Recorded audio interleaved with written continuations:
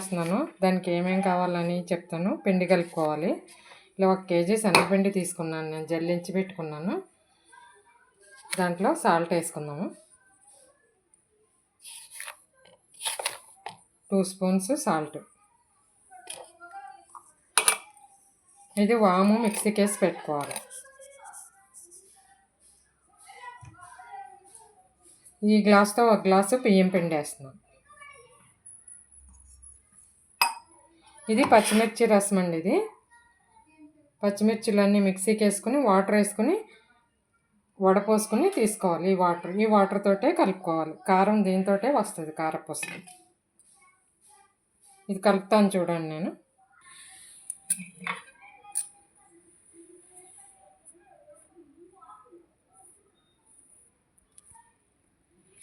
ఇదే వాటర్ పోసుకొని కలుపుకోవాలి. ఇవి చాలకపోతే కొంచెం మామూలు వాటర్ కూడా వేసుకొని కలుపుకోవచ్చు.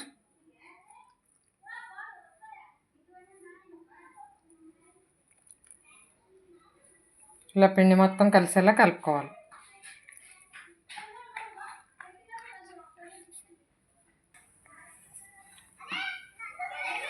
ఇది ఇలా కలుపుకునేటప్పుడు ఉప్పు అది కూడా చూసుకోవాలి మనము. ఉప్పు కారం సరిపోయిందేమో చూసుకొని కావాలని ఉంటే వేసుకోవచ్చు. ఇది ఇలా కలుపుకునేలోగా ఇలాగ ఆయిల్ కూడా స్టవ్ మీద పెట్టుకున్నాను నేను, మీడియం ఫ్లేమ్లో. మెల్లగా నూనె కాగుతుంది.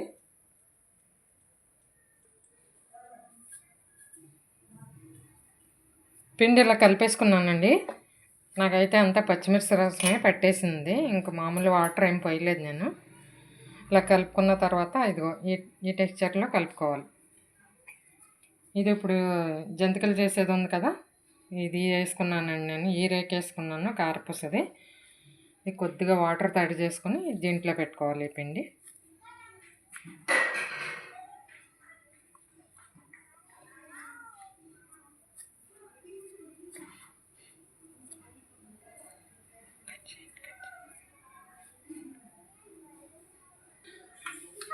ఇప్పుడు ఈ పిండి దీంట్లో వేసేసానండి, జంతికల దాంట్లో.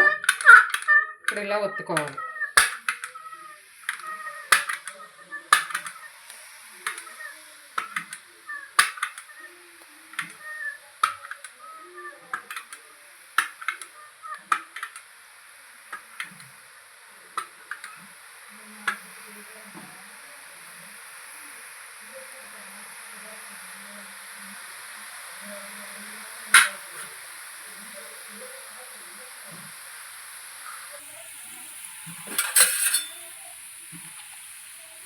ఇది టర్న్ చేసుకుందామండి.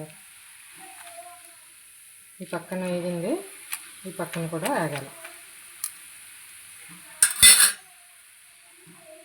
కారపూస తొందరగానే వేగిపోతుంది. వేగిపోయిందండి, తీసేద్దాము.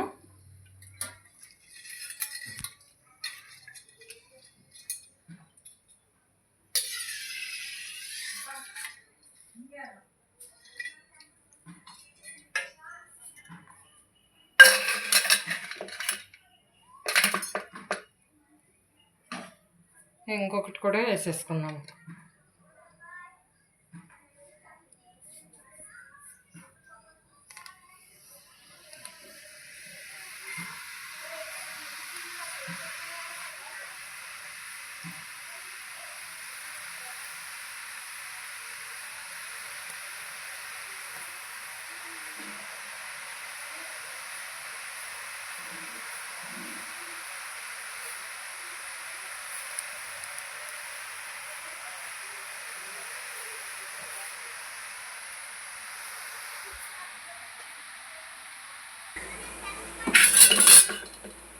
ఇది ఇంకో వైపు తిప్పుకుందామండి. ఇటు సైడ్ అంతా వేగిపోయింది కింద.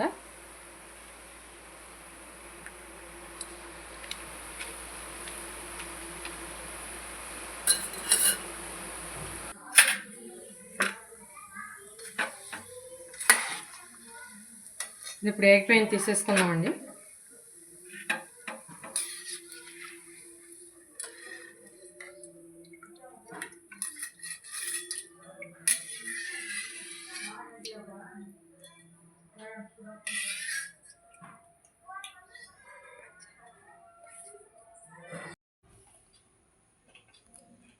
కారపూస రెడీ అయిపోయిందండి. చూసారా, కేజీ పిండికి ఇంత కారపూస అయింది. ఇలా మీరు కూడా ట్రై చేయండి ఒకసారి. పిల్లలకి పెద్దవాళ్ళకి స్నాక్స్గా తినడానికి చాలా బాగుంటుంది. నా వంట మీకు నచ్చినట్టయితే లైక్ చేయండి, షేర్ చేయండి, సబ్స్క్రైబ్ చేసుకోండి. Thank you for watching.